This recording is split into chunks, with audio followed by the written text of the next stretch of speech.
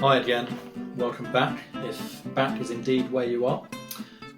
In the previous video I read chapter 1 of Fred, Wizard in Training, where we found out Fred is a pretty useless wizard and he longs to make his parents proud, he just doesn't know how.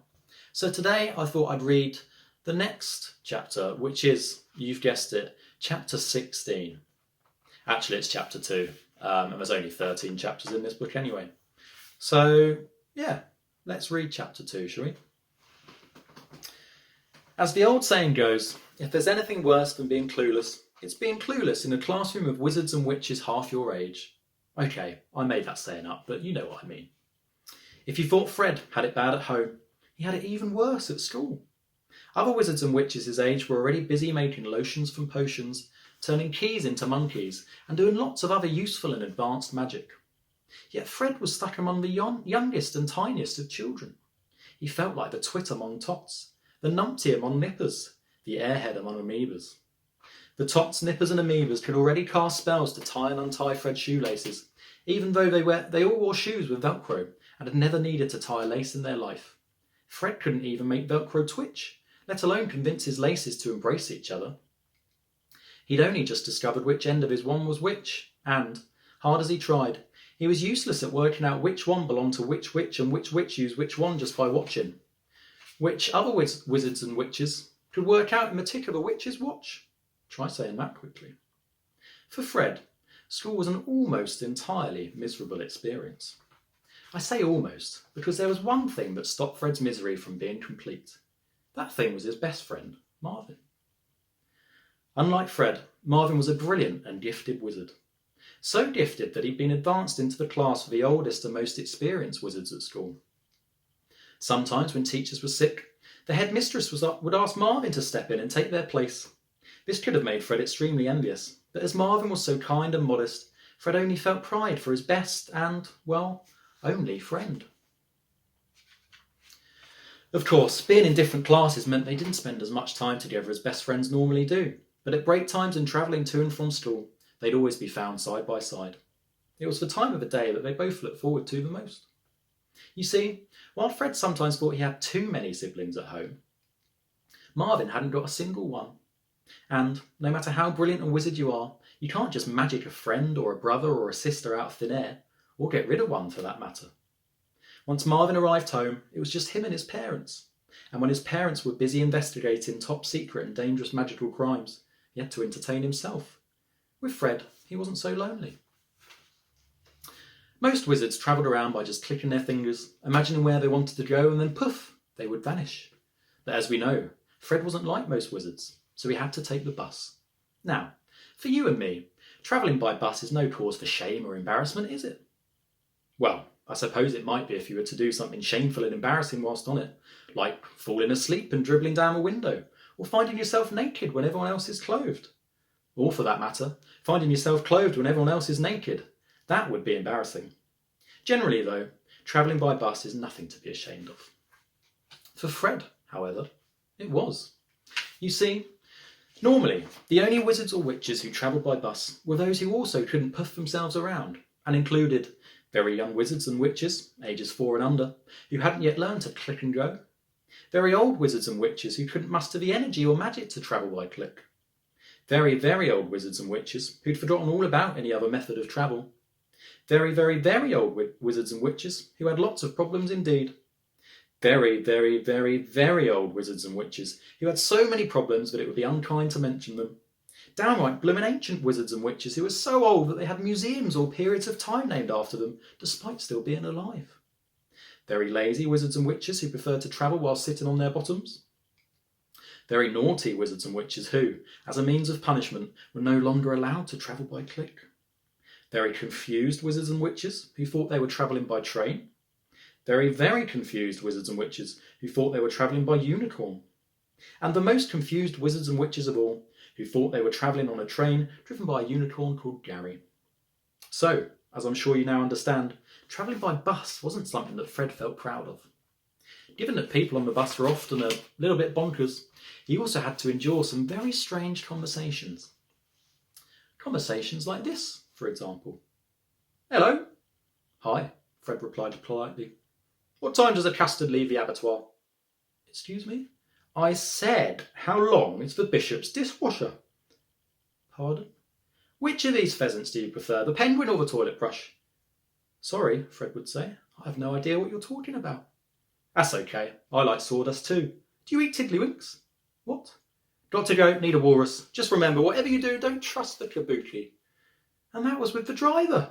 I couldn't possibly describe Fred's conversations with the passengers. Your mind would be ruined forever. Anyway, though Marvin could have easily puffed himself straight home, he always walked with Fred to the bus stop first. He never actually got on the bus. Fred had always wondered why that was. Sorry, mate, I just really hate buses, Marvin told him when he asked. That's not actually Marvin's proper voice, because he's 8 years old, just like Fred. Really? Why's that? Fred asked. Well, for a start, he said. They smell, don't they? Do they? Of what? Just funny, you know? Weird. Odd. Of things buses shouldn't. Oh, Fred said, surprised. I've never really noticed, to be honest. Trust me, they do, Marvin explained. Plus, I never had the right money, and I always managed to pick a seat with chewing gum on, which gets stuck to my bottom, and the passengers are always, well, strange. Fair enough, Fred said. You're certainly right about the passengers. He could tell Marvin really didn't like buses, and anyway, he was grateful for his friend's company for even part of his journey to and from school each day. They walked and talked, hearing each other's stories, hopes and worries. Marvin knew that Fred felt lonely sometimes too, even at home surrounded by his enormous family. After all, you don't always have to be alone to feel lonely. It was just after he had said goodbye to Marvin at the bus stop one afternoon that Fred noticed it. He raised his glance from the pavement to look more closely. There, on a huge poster at the bus stop, staring out at him were two dazzling turquoise eyes. They were wise, knowing eyes that had seen majestic magic Fred could barely imagine. Above them rested the purple brim of an old pointy hat, and below them a magnificent white beard flowed from cheeks like a candy floss waterfall. Fred's heart beat faster as he read the poster. A Whitebeard's Productions promotion. Wizards and witches, daring and bold, stop and take note of this chance to behold. Surrender your doubts, banish your fears, enter the best competition in years. Aware of the legend, you worship his name, meet Merlin in person, win glory and fame. He'll teach you some tricks, you'll bolster your magic, whether or not it is super or tragic. To cap it all off, he will treat you to lunch, or if you would rather, to dinner or brunch. This prize of a lifetime awaits for the wizard, who captures the tail of the fearsome lizard. But entrants beware of the task up ahead. The peril and danger fills heroes with dread. The monster is evil, there's fire in its breath. A fool who ignores this will meet with their death. So summon your courage, your nerve and your skill. Prepare for the ultimate test of your will, and prove to the world what you're made of inside, and fill magic hearts up with pleasure and pride. Fred stood transfixed. He read the announcement over and over again. It was as if it was calling out to him. Fill magic hearts up with pleasure and pride.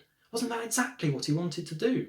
And he'd always dreamed of meeting Merlin. The Merlin. Merlin, the greatest wizard of all time. Inventor of countless incredible spells. Doer of unspeakably dangerous and heroic deeds. Winner of Witches Weekly's Most Beautiful Beard Award for the last 376 years running.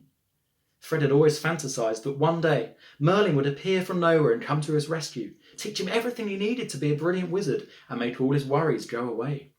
He never thought for one moment that he might actually get to meet him in real life. But here was his chance. He'd enter the competition, capture the lizard's tail, meet and become friends with Merlin, learn brilliant magic, and most importantly of all, make his parents proud and his siblings shut up. There were a handful of leaflet versions of the poster in a small plastic case underneath the main poster, and Fred picked one up. Then Fred noticed the small print underneath the announcement. Whitebeard Productions accepts no responsibility for any act that may endanger witches, wizards, lizards, ears, limbs, noses, little toes, little fingers, big toes, thumbs, lips, eyebrows, unibrows, with a bit of extra skin on elbows, moustaches, toenails, etc., etc., all that may result in humiliation, embarrassment, maiming, serious injury, or the loss of dignity and or life. Photography is strictly prohibited. Good luck! Small print. More like minuscule, terrifying print, Fred thought. Suddenly he wasn't so keen on the idea. A fire-breathing lizard had seemed manageable just a moment ago, but the loss of toenails and lips? That was almost too horrid to imagine. The bus pulled up. Still dazed, Fred got on. As the bus set off, Fred gazed through the window, his mind elsewhere. A messy jumble of excitement, doubt, fear, and trepidation. The bus hit a bump.